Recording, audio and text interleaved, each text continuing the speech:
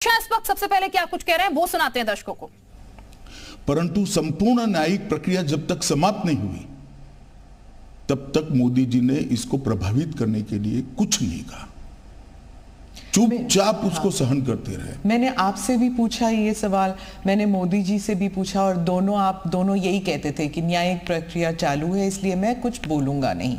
आपने भी यही कहा और मोदी जी ने भी यही कहा।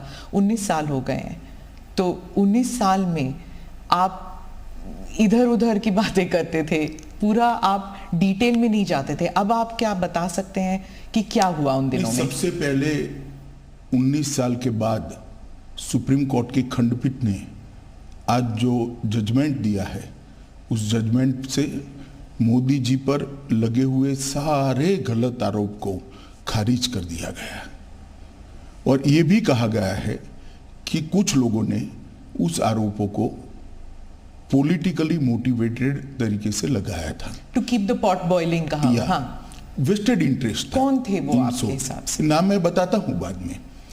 और तीसरा, इससे भारतीय जनता पार्टी की सरकार पर जो धब्बा लगा था वो भी धुला है और मोदी जी जैसे वैश्विक नेता पर जो गलत आरोप लगाए थे, मैं मानता हूं कि लोकतंत्र के अंदर मोदी जी ने संविधान का सम्मान कैसे हो सकता है इसका एक आदर्श उदाहरण सभी राजनीति में काम करने वालों लोगों के सामने करा। मोदी जी की भी पूछताछ हुई थी, किसी ने धरना प्रदर्शन नहीं करा था। देश भर से कार्यकर्ता आकर मोदी जी के समर्थन में सॉलिडारिटी के लिए खड़े नहीं हुए थे। हम कानून को कोऑपरेट किए थे, मेरी भी अरेस्ट हुई थी, कोई धरना प्रदर्शन नहीं करे थे। और जब सत्य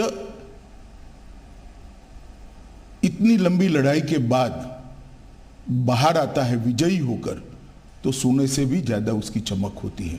और मुझे बहुत अच्छा लग रहा है कि आज जिन लोगों ने भी मोदी जी पर आरोप लगाए थे, अगर उनकी अंतरात्मा है तो उन्होंने मोदी जी की और भारतीय जनता पार्टी की क्षमा मांगनी चाहिए।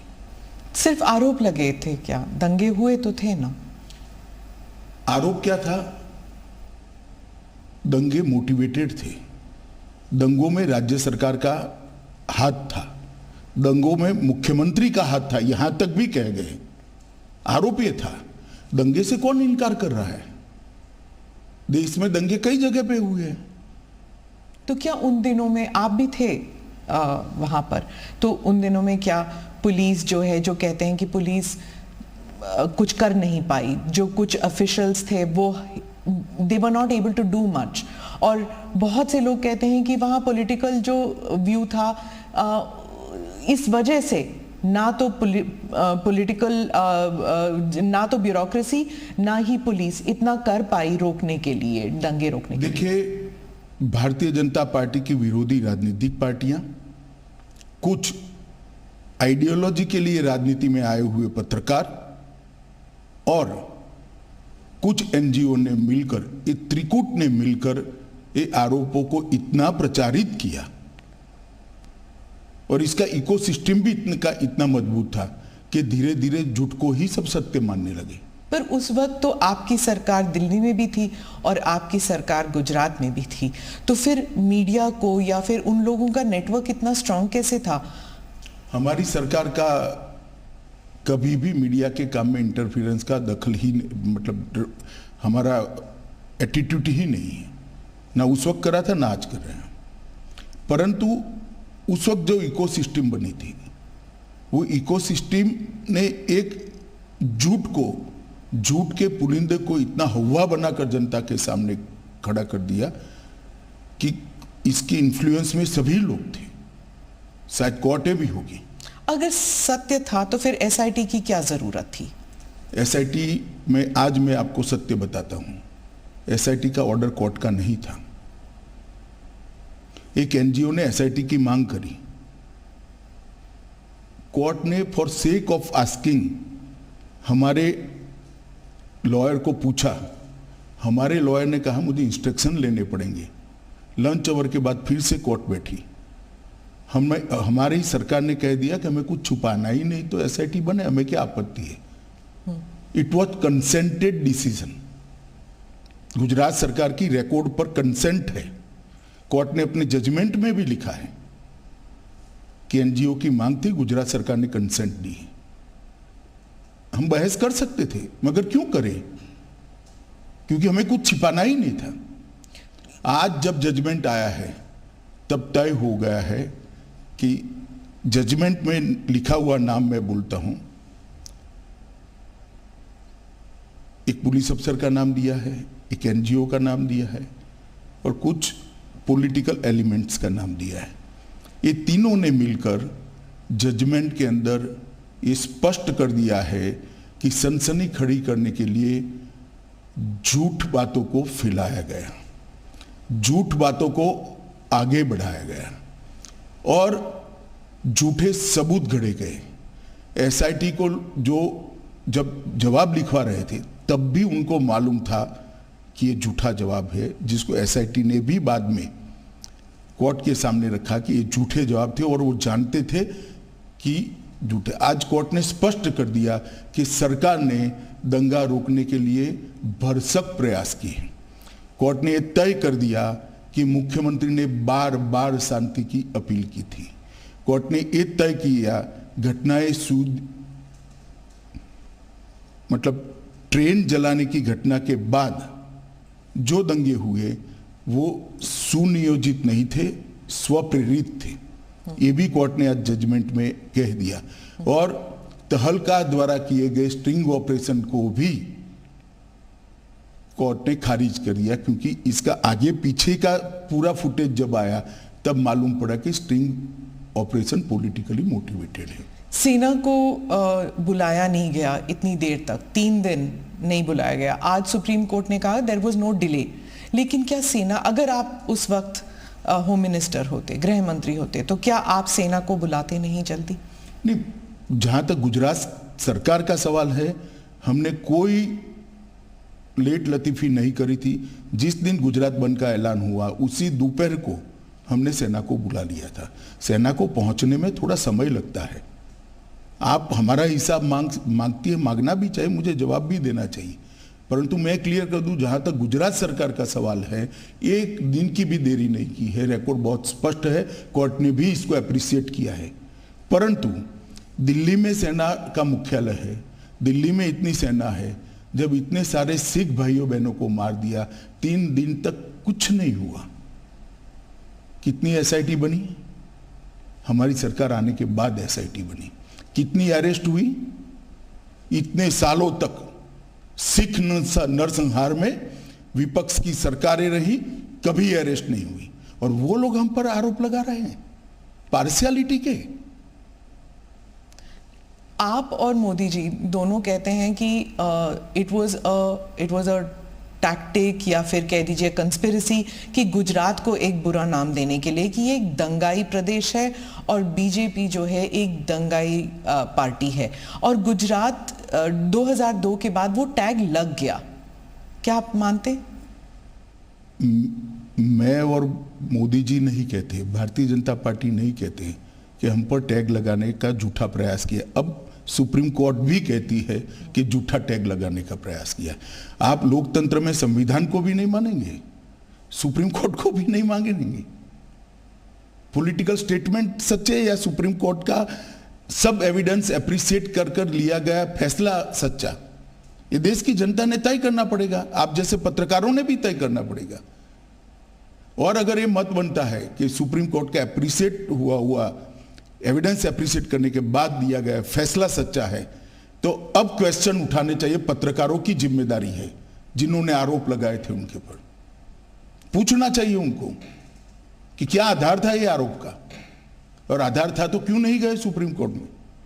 आपने एनजीओज का जिक्र किया, कौन से एनजीओज हैं, क्या किया उन्होंने? देखिए, मैंने बहुत हरीडली जजमेंट को पढ़ा है, मगर इसमें तीस्ता सेटलवाड का नाम बहुत स्पष्ट दिया है।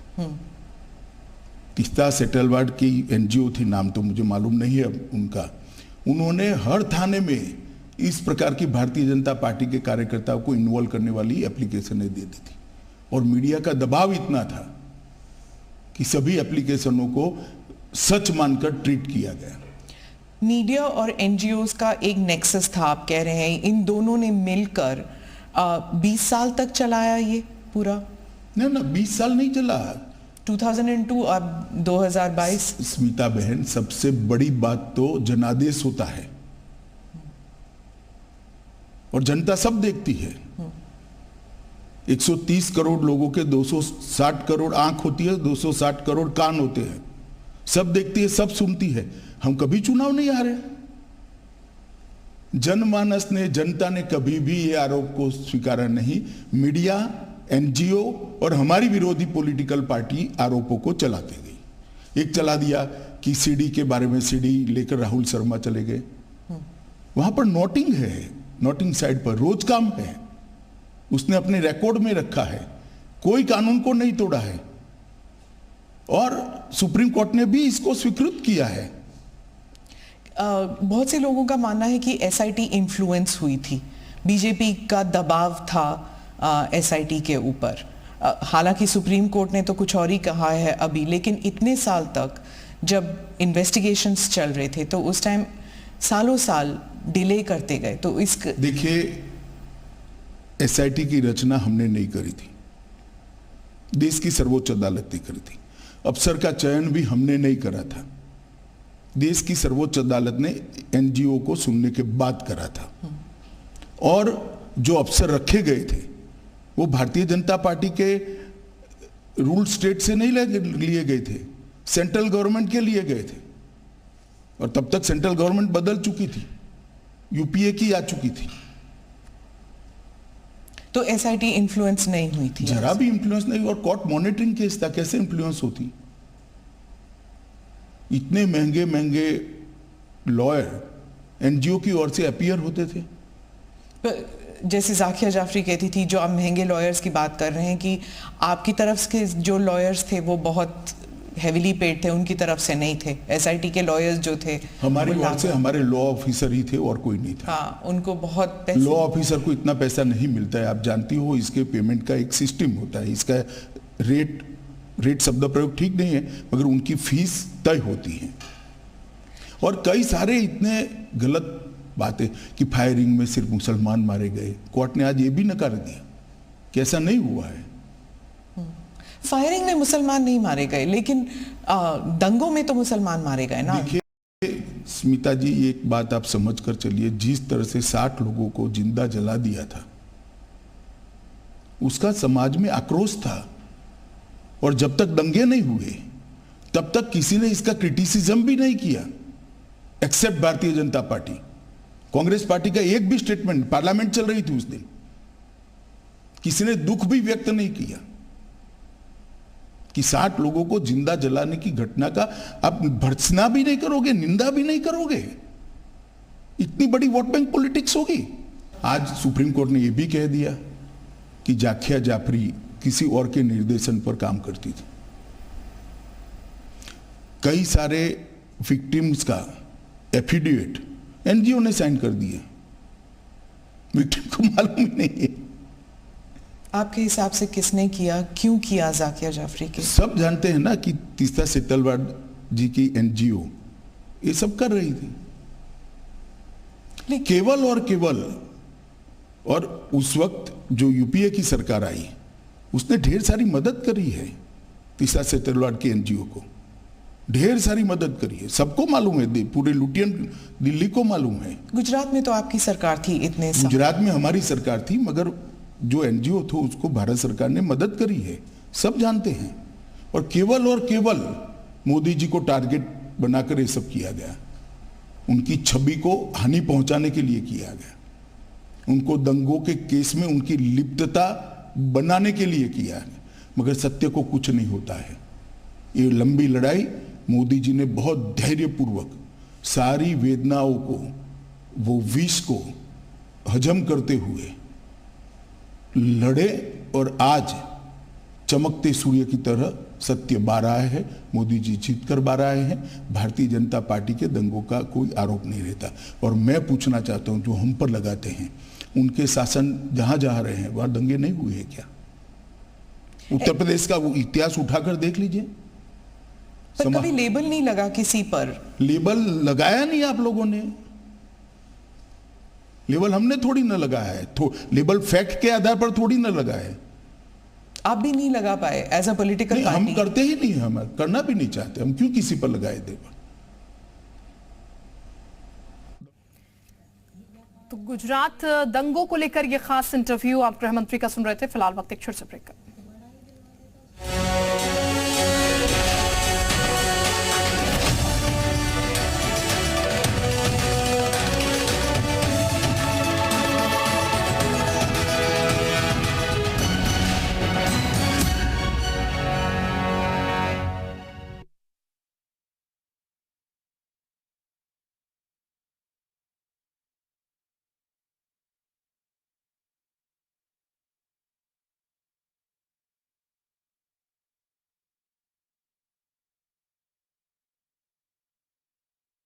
आपकी पार्टी के लिए तो 20 साल बाद, क्योंकि आज का जो युवा है वो तो जानता भी नहीं शायद 2002 में हुआ क्या, क्योंकि ये 20 साल पुरानी बात है।